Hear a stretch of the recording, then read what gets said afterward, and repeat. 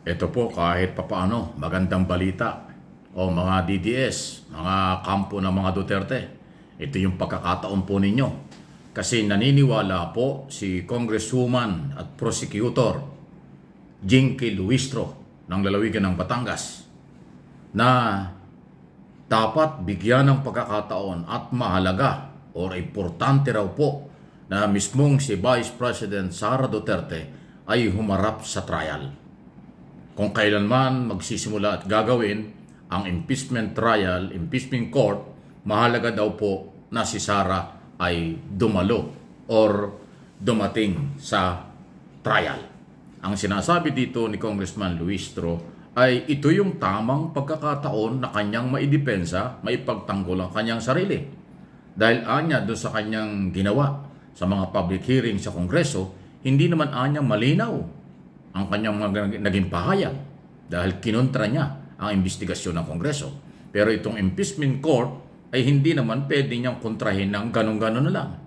Ganun pa man, ang sinasabi po ni Congressman Luistro, siya mismo ay naniniwala at siya ay dapat umattend para sa siguro cross-examination at maipagtanggol niya ang kanyang sarili. Kasi nga naman kung mga abogado lang niya ang dadalo ron, hindi direktang matatanong ng mga abogado at ng mga senador judge ng impeachment court ang katotohanan doon sa mga sinabi, ginawa ng pangalawang pangulo ng bansa. Kaya mismong prosecutor na si Congressman Luistro, napakahalagaan niya na si Sara Duterte ay umattend or dumalo at siya ay makapagpaliwanag at kanyang maipaliwanag ang lahat sa issue ng confidential fund, saan ba napunta ang pera, issue ng ano tawag ito, corruption tungkol sa Department of Education, sa issue ng video, audio na siya ay nagmura at nagbanta sa buhay ng Pangulo. Mahalagaan niyang siya ang magdepensa nito. At ito kaya sinabing magandang pagkakataon kasi mismong prosecutor ang nagsasabing kailangan siya. Pabor sa kanya yon para kanyang may paliwanag.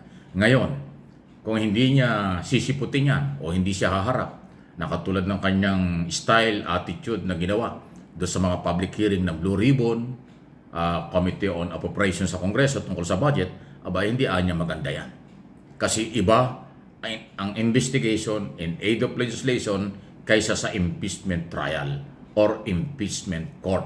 Kasi yung mga senador judge ang magtatanong sa kanya. Ang mga senador judge ang pwede niyang harapin at mga abogado, lalo na ang prosecution panel tungkol dito sa usapin. Kung kayo, mga nanonood, nakikinig, lalo na po yung mga Duterte supporters, baka akala nyo, hindi nyo kasi alam yung proseso. Ito na yung pagkakataon. Palagay ko, mas maganda rin i-advise nyo. Sabihan nyo kay Sara na magpaghanda nito at kay siya ay umattend. Kasi ang balita ko ay mukhang mas papabor si Sara na yung kanyang mga abogado na lang. Dahil sabi niya, maraming volunteer siyang lawyer para i-depensa siya. Pero alam nyo, itong ganitong mga usapin, mas mahalaga yung mismong inaakusahan ang siyang magkaroon ng pagkakataon. At ang pagkakataon yan ay ibibigay para sa kanya. Abangan natin. Kung kailan ang trial, hindi natin alam. Kasi ngayon, may pinagtatalunan pa dyan. Sa June ba? July? O August pa? Ngayon bang 18 Congress? Or sana 20 Congress na lang? Matindi pong debate at pinag-uusapan niya. Okay? Please like and share. At paki-subscribe na rin po itong aking channel. Mike Abe Opinions kung hindi pa ho kayo nakakapag-subscribe dito.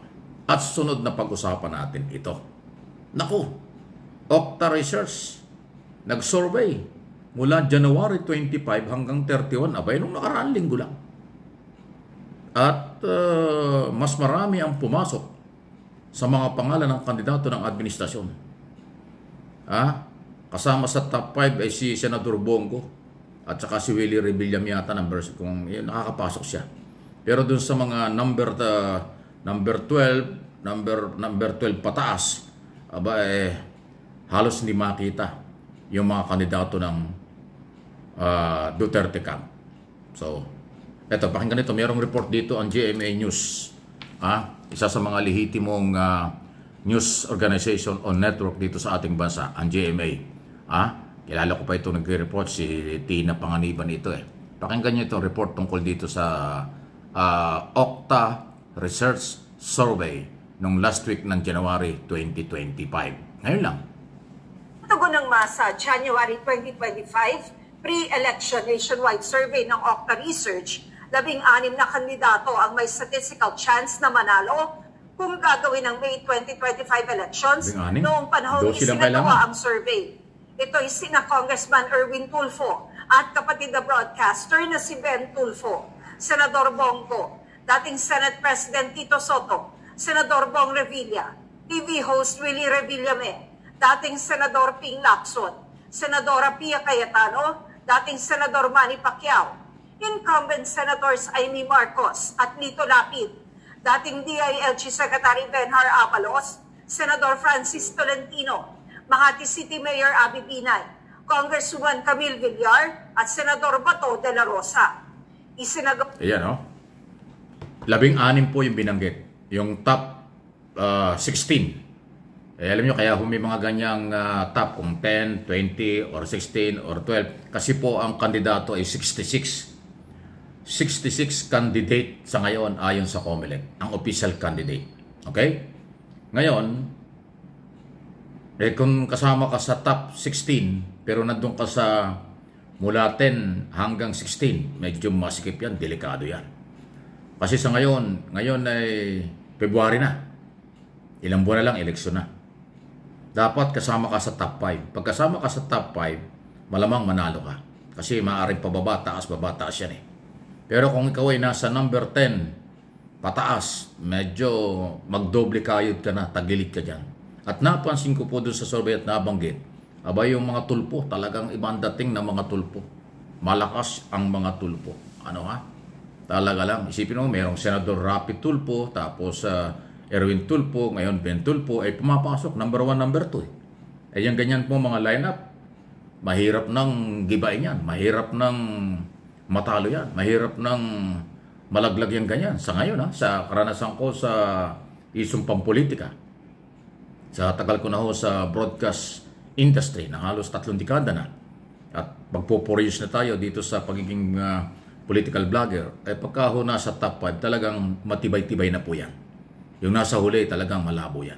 Ganun po ang sitwasyon. So ganun pa man, nag-uumpisa pa lang naman ang kampanya, good luck sa inyo lahat.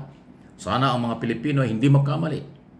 Hindi ibig sabihin kayo ay kasama kayo sa top 10, sa top 12, ay kayo na. Hindi po. Pwede pang magbago. Mula 6 hanggang 12, marami pang pagbabago yan. Kaya yung top 5, malamang makalusot na ngayon. Pwedeng magpalitan na lang sila.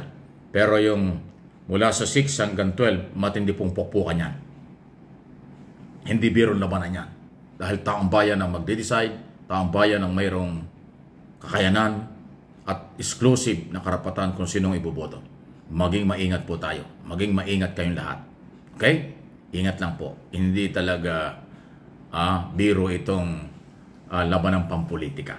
Kung ano man ang gimmick na naaayon sa pangailangan ng tao, okay lang yan. Pero yung mga gimmick tulad ng pasayaw-sayaw, kanta, drama, kaartihan, paawa, o kung ano mang gimmick yan, hindi na ho yung papatok.